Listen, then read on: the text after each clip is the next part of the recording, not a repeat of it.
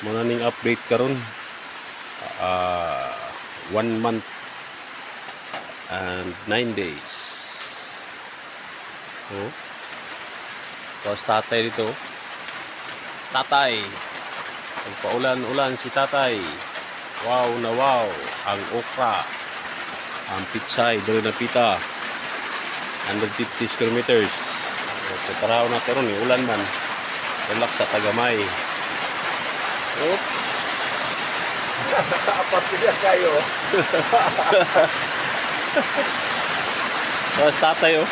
Kuyog is tatay ba eh. Sa nagulan ba oh. Nakahaling ba.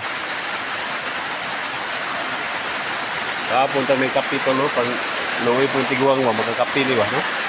Mga pa ni atong kuhan gawin kalat pa ni kay under construction pa ni. Ay, pagpalandong sa Teresa ka. Saka hatong. Saka tay. Nahabol pag ininuma.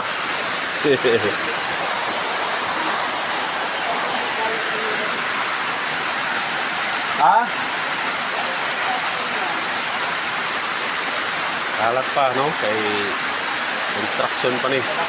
Under construction pa ang payag, papanawan. Bintana. So 15 days ni karon. So bintana sa 2, 3, 4, 5, 6 pas pertahan. Parang nakitang bulan-bulan ka. Oh, gali. Abot ko. Ulan.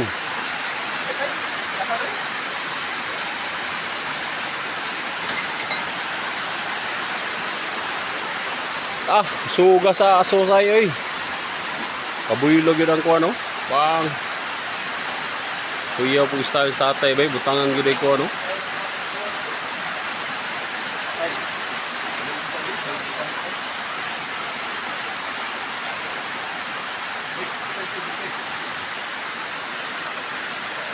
Pichay.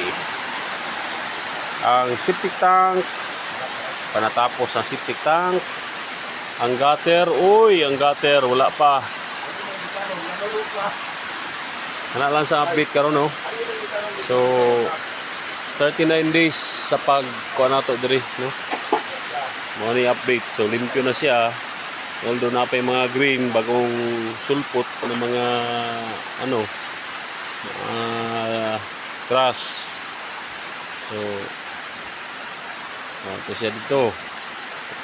More or less mga 1,000 naka hills okra no. 1,000. Mga na diha. So dito sa tabok kung unahan ano po ito ato ang ikuan karong bulana i-atakiho na po ito dito. Diri pitsay ni. Diya yung kuan no mga lemongrass oh. Tanom ni utong na diya.